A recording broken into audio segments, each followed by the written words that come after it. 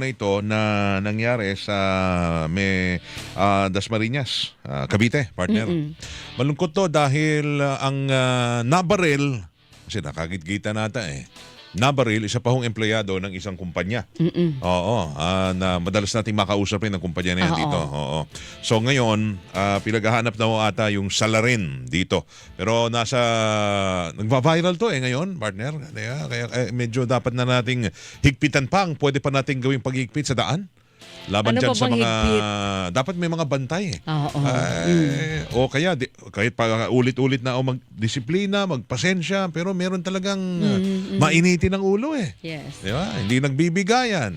Pag feeling mo meron siyang kakarera di ba? Nasa linya natin ngayong hapon, makakausap natin ang Vice President at Spokesperson ng Meralco katungkol na ang nasawi ay empleyado po mismo nila. Ang balitang ito ay hatid sa inyo ng Rhea Generics. Tunay na world-class ang kalidad sa abot-kayang halaga. Kapag may reseta ang doktor, piliin ang world-class. Piliin ang Rhea Generics. Nasa linya natin ang Vice President at Spokesperson ng Meralco, si Sir Joe Zaldariaga. Sir Joe, magandang hapon. Double Wang sa Double B po. Magandang hapon po. Okay, good afternoon. Well, magandang hapon sa inyo, Double Wang. Nakakalungkot itong nangyari sa aming kasamahan. Siguro hindi ko muna banggitin yung pangalan. I won't mention his name and to suspect muna, Opo. Si ongoing yung operation. Opo. But I can confirm na nangyari nga ito kahapon. Yes, go ahead po. Nangyari kahapon kahapon pala to. Opo, kahapon ho ng umaga. So, kasamahan namin sa trabaho nga ito, taga Meralco, na nagserbisyo ng 21 years, At siya po ay magiting na telecommunications technical support team. Well, initially, based dun sa initial investigation ng police at mayroon din naman kaming information ukol dito. Base dun sa footage ng CCTV, mukhang nagtabi itong dalawang sasakyan. So habang nasa loob yung aming kasamahan, yung aming my co-employee, doon pinaulan na ng putok ng baril. So, ayun, sinawing palad, hindi nakayanan yung tama ng bala mula doon sa baril. At yun ang kanyang kinasawi. So sa ngayon, batay sa aming koordinasyon sa PNP, patuloy naman yung manhunt operations ng pulisya para mahanap at mapanagot yung suspect. So gitgitan po ito sa kalye, Sir Joe? Yung pulis, pero hanggang doon muna ako. Gitgitan ito sa Ayoko kalye? munang sabihin, Wayne, kasi I will let the police provide the information kasi hanggang doon lang muna siguro ako kung ano nakita namin sa CCTV. Pero ano po yun? Mag-isa It may sa... appear that way, but I will... Mag-isa po siya sa Yes, sasakyan? apparently he's alone in the... Okay. Tama po. Opo, Okay. ano yun? He was Papunta siya. alone in the vehicle. Kaya papunta siya sa head office sa amin. Oo, galing Cavite, papunta dito sa Ortigas. Ortigas. Magre-report. Sana. Yes, tama po. So, actually meron medyo hindi ko muna siguro bibigay yung details, The investigation is ongoing. Ang masasabi ko lang, he was on his way back to the headquarters here in Ortigas. Patuloy rin kami nakikipagtulungan para matunton at mahuli yung suspect. So nananawagan na rin kami, baka merong mga eyewitnesses sa insidente.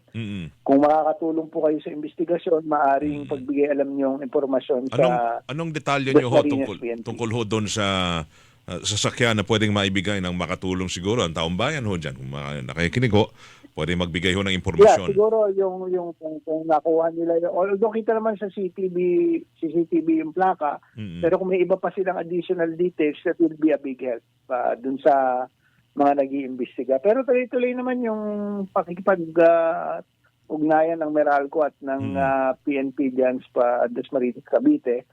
And kami, we are really hopeful na mare-resolve naman ito soon.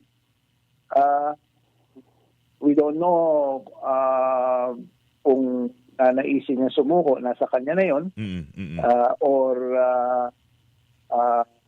antayin na lang niya na mahuli siya ng pulis. Either way, kami naman determinadong Tulungan. madala sa hustisya yung kinasapitan ng aming kasama. Mm. So, alam ninyo, hindi nyo po siguro na itatanong, ang Meralco po, pagdating sa mga empleyado po namin, talagang full support po kami. Lalo ito, hindi line of duty Opo. nung paslangin. O tsaka bihira tong ganito, di ba?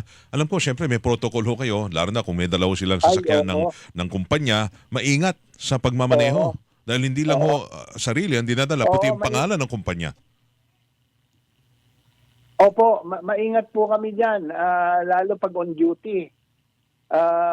Ang rules that govern us is very strict na hindi ka pwedeng gumawa ng hindi tama at nararapat pagkat dala mo yung pangalan ng Meralco. So, lagi yun ang nasa isip namin tuwing out there in the field kami because we represent the company. Gano'n na po siya Kaya katagal ito sa talaga Meralco? nakakalungkot itong nangyari. 21 years po. Oh, tagal na. And in fact, paretiro na po siya. Meron na siyang supposed retirement party ho ata bukas, kung di ako nagkakamali. Goodness. Napakalungkot po nito nangyari. Sobra naman yun. Napakalungkot. Yung pong kabilang sasakyan, ilan ang sakay base do sa inyong impormasyon, Sir Joe? Hindi po namin matiyak Pero ang very clear, binuksan yung bintana at nagpaputok ng baril. So hindi Bisa bumaba? naman sa CCTV footage yun. Oo. Hindi po bumaba na sasakyan. Talagang nagkatapatan lang.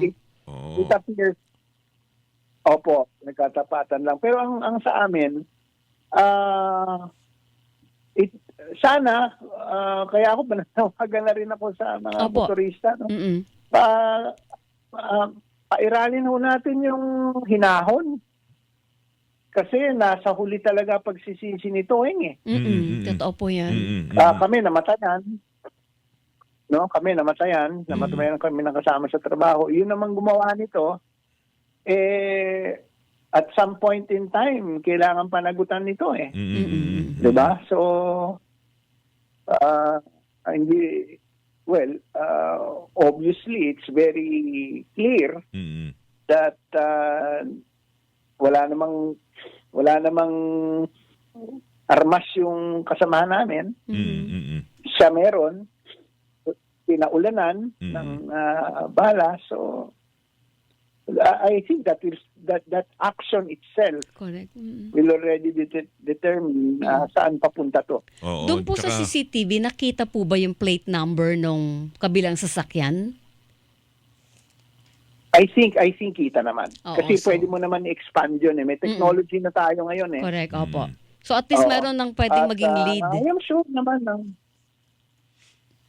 ang police, I would, alam mo, magigiting itong mga partners natin sa Philippine National Police at tinatrabaho ito based dun sa aming ugnayan sa kanila, hindi yan titigil hanggat hindi ito nare-resolve pa. Opo, tsaka hanggat hindi napapailan ng kaso. Oo, yung bang tipong talagang may intensyon talaga, siguro nagalit, pero kung ganong klase ang ugali na brutal, na wala ka ng respeto, buhay yun Tapos may dala kang baril, uminit ulo mo, tapos ginamit mo para bang sandali lang, ha? Yes. Sir, hinay-hinay, bakit ka may baril? Di ba? Oo, ito ba ho ay, anong pakiramdam ho ng Meralco? Baka ho kayo ay mangangailangan ho ba na pagdating ng panahon, baka kailangan may kasama na hong security ang inyo po mga personnel sa daan? Well, pag meron kaming operation sa mga jumper, yung mga illegal service connections, yun talaga may kasama kami, pati PNP kasama namin. Pero ito sa regular, regular working day for him. Kung itatanong ninyo anong pakiramdam namin, ako personally and as the spokesman of the company, lungkot sa pangyayari.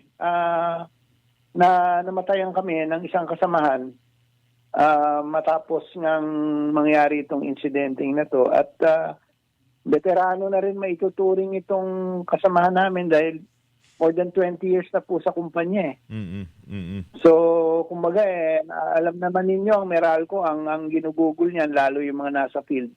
Mm-mm. Public service po yan eh. Tama. Oo. Oo. Tagahatid ng liwanag, di ba? Whether yung mga linemen natin, Mm-mm. yung sinusuong, yung mga panganib, bagyo, baha. Mm-mm. Ito naman mga support staff, ganun din, nasa field para tumulong, di ba? Mapanatiling 24/7 yung service. Tapos, mangyayari pa to. So, nakakalungkot. Okay. Kami po yung nakikiramay sa Sa Meralco malungkot family. na nangyari. At syempre hangad po Oo. natin para pareho yung mabilis na pag-resolba ng kasong ito at mahuli yung gumawa para mapanagot po sa batas, Sir Joe. Maraming salamat, Weng. Maraming salamat sa inyong dalawa ni Weng. Salamat. po kayo. Oo. Harinawa, kami ay umaasa na magkakaroon ng maayos na conclusion itong at mapanagot sa batas yung pumaslang dun sa aming kasamahan. Oh, kahit ako nagulat ko nung nakita ko yung video tapos Meralco sa huling pala. bahagi nakita ang sasakyan pala niya Meralco. Oo. So Company. empleyado nila. Oo. Ang aming pusong Tama po. pakikiramay sa pamilya Tama po. ng inyong Maraming salamat. loyal na employee, Thank you, Sir sir. Joe. Thank you, Sir Ingat Joe. po kayo. Thank you. Si Ginoong Joe Saldariaga ang nakausap natin, siyang Vice President at spokesperson ng Meralco. Ang balitang ito ay nihatid sa inyo